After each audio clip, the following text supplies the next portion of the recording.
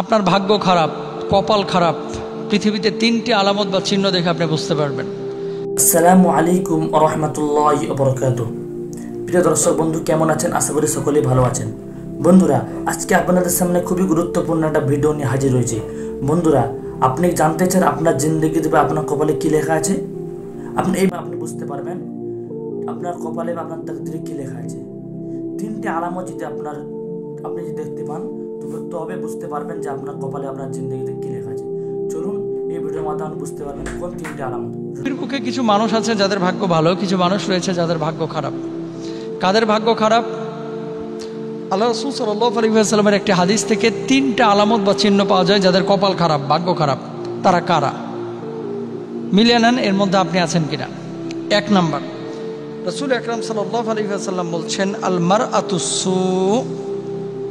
রাসূল আকরাম সাল্লাল্লাহু আলাইহি ওয়াসাল্লাম বলেছেন অসৎ নারী। অসৎ নারী, অসৎ নারী বলতে কে? অসৎ স্ত্রী, অসৎ আপনার জীবন সঙ্গী, অসৎ আপনার লাইফ পার্টনার। কত বড় কথা একটু খেয়াল করেন। আল্লাহর রাসূল সাল্লাল্লাহু আলাইহি ওয়াসাল্লাম বলছেন কোনো ব্যক্তি যদি বিবাহ করে আর বিবাহের পরে দেখে যে তার স্ত্রীটা অসৎ, তাহলে আসলে তার কপাল খারাপ। এখন আপনি বলবেন যে এটা তো আমার নসিবে লেখা ছিল, এই জন্য এই মেয়ে আমার এসেছে। বিবাহের ক্ষেত্রে অনেক মানুষ ইস্তেখারা করে না। বিবাহের ক্ষেত্রে অনেক মানুষ কিন্তু আল্লাহর কাছে সাহায্য প্রার্থনা করে না। বিয়ে শাদীর ক্ষেত্রে অনেক মানুষ কিন্তু আল্লাহর কাছে প্রার্থনা করে না। কি দেখে? মেয়ের সম্পদ আছে কিনা, বাপের কয় বিঘা সম্পত্তি আছে, মেয়ের দাদার কি আছে, চাচার কি আছে, মেয়ের বাড়ি কয়তলা, মেয়ে দেখতে সুন্দর কিনা। এই বর্তমান বিশ্বে অনেক মানুষ আছে বিয়ে করার সময় মেয়ে চাই ভারতের নায়িকাদের মতো বা ইন্ডিয়ান নায়িকাদের মতো, আর ধার্মিকতা চায় রাবিয়া বসরির মতো, আম্মা যারা আয়েশা সিদ্দিকা রাদিয়াল্লাহু তাআলা আনহার মতো। এটা হবে না। অনেক মানুষ আছে যারা বিয়ে শাদী করতে চায়, বিয়ে শাদী করে, মেয়ে খুঁজে ইন্ডিয়ান নায়িকাদের মতো আর ধার্মিকতা খুঁজে রাবিয়া বসরির মতো। অনেক মেয়েরাও আছে জামাই খুঁজে কথার কথা সালমান খানের মতো আর ধার্মিকতা খুঁজে হচ্ছে আব্দুল কাদের জিলানী রহিমাহুল্লাহর মতো। দুটো কিন্তু দুই জিনিস। আপনি যে নারীকে জীবন সঙ্গী হিসাবে গ্রহণ করছেন, প্রথমে আপনি ফাইন্ড আউট করেন যে এই নারীর সম্পদ কতটুকু আছে। এটা তো দেখবেন লিমা লিহা মানে জামা লিহা, তার সৌন্দর্য আছে কিনা।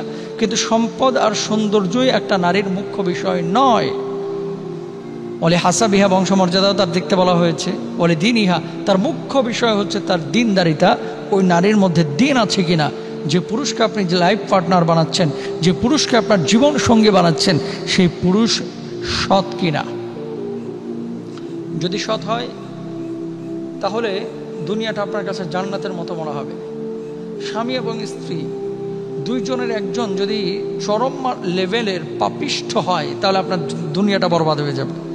আপনি বলবেন কিভাবে? আপনি কি জানেন যে মেয়েদের স্বামীরা পরক্রিয়া করে, অন্য নারীর প্রতি আসক্তি যাদের রয়েছে, এই পরিবারগুলো এক একটা জাহান্নামের টুকরা।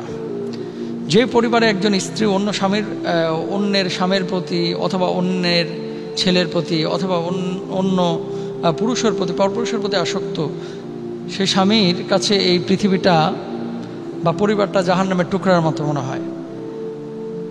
আবার অনেক স্ত্রী আছে অত্যন্ত ভালো কিন্তু স্বামী নামাজ পড়ে না। স্বামী রয়েছে অনেকেই খুব ভালো কিন্তু স্ত্রী নামাজ পড়ে না। এরকম কিন্তু অনেক ঘটনা ঘটে। তো আল্লাহ রাসূল সাল্লাল্লাহু আলাইহি ওয়াসাল্লাম বলেছেন কারো কপাল খারাপ বা ভাগ্য খারাপ, হ্যাঁ, এটা বোঝা যাবে বা বোঝার জন্য তিনটা আলামত রয়েছে। এক নম্বরে হচ্ছে যদি অসৎ নারী তার কপালে জুটে যায়, অর্থাৎ সেই নারী সঙ্গে তার বিয়ে হয়েছে যে নারী সৎ না, তাহলে তার কপাল ভালো না। কি করতে হবে তখন? হয় আলাদা হতে হবে, না হলে কারেকশন করতে হবে, আল্লাহর কাছে দোয়া করতে হবে, অভিভাবক নিয়ে বসতে হবে। এক নাম্বার। দুই নাম্বার, আল্লাহ রাসূল সাল্লাল্লাহু আলাইহি ওয়াসাল্লাম বলেছেন অল মাসকানুসু, খারাপ বাসস্থান যা রয়েছে।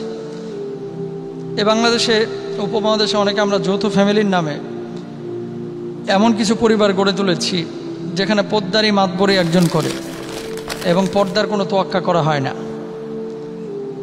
গায়রে মাহরাম কোনো পুরুষের সঙ্গে কোনো নারীর যদি দেখা করতে না যায় অথবা মেহমানদারিতে তাদের সামনে যদি কোনো কিছু পেশ না করা হয় বা বোরকা পরে যদি হিজাব মেনটেন করে তাদের সামনে উপস্থাপন করা হয়, তাহলে অনেক মানুষ রয়েছে বাংলাদেশে, অনেক পরিবারে তাদেরকে ভালোভাবে দেখে না।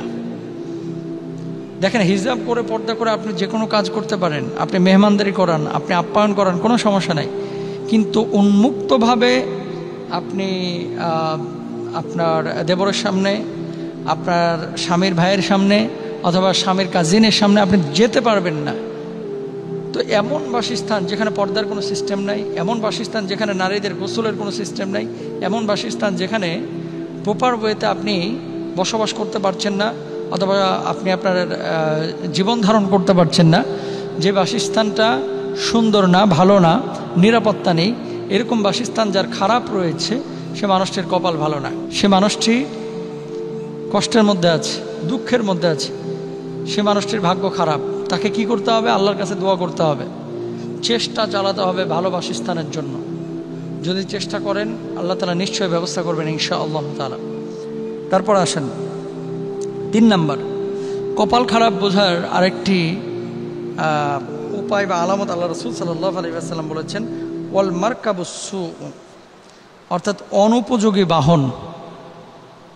এটা মনে হয় আমাদের বাংলাদেশের অনেক মানুষেরই রয়েছে।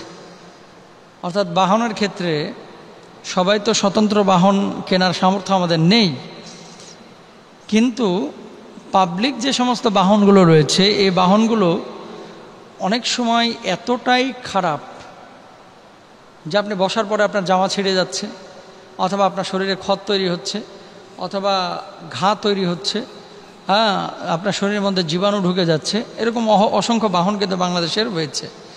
তো এগুলো কিন্তু খারাপ লক্ষণ, এগুলো ভালো লক্ষণ না। চেষ্টা করতে হবে এবং আল্লাহর কাছে প্রার্থনা করতে হবে। মনে রাখবেন, কখনোই আল্লাহ তাআলা আপনার ভাগ্যকে ওই বাড়িতে নেমে এসে পরিবর্তন করে দিয়ে যাবে না, নাউযুবিল্লাহি মিন যালিক। বরং আপনাকে দোয়া করতে হবে, চেষ্টা করতে হবে, তারপর আল্লাহ সুবহানাহু ওয়া তাআলা আপনার ভাগ্যের পরিবর্তন করবেন ইনশাআল্লাহ তাআলা। সুতরাং আমরা চেষ্টা করব ভালো কিছু পাওয়ার, ভালো কিছু অর্জন করার, সেজন্য আল্লাহর সাহায্য আমাদের প্রয়োজন। আল্লাহর সাহায্য ছাড়া ভালো এবং মন্দ কোনো কিছু আমরা করতে পারবো না। আল্লাহ তাআলা আমাদের সবাইকে ভালো রাখুন, সুস্থ রাখুন, নিরাপদ